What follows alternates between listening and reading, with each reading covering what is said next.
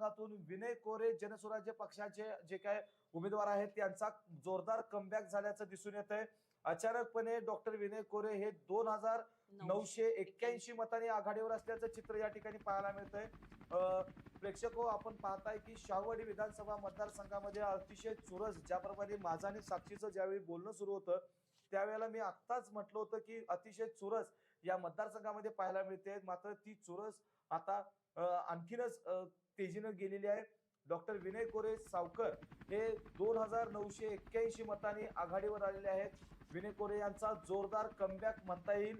14व्या फेरी अखेर त्यांना मिळालेली मतं जर आपण बघितली तर 68,382 आणि सत्यजित आबा सोडकर यांना 65,401 अशी मतं पडलेली आहेत। या मतातील फरक जर बघायला गेलं तर 2,981 मतांनी विनय कोरे हे आघाडीवर असल्याचं चित्र या ठिकाणी पाहायला मिळतंय। यांच्या कमबॅक मध्ये विनय कोरे यांच्या कमबॅक नंतर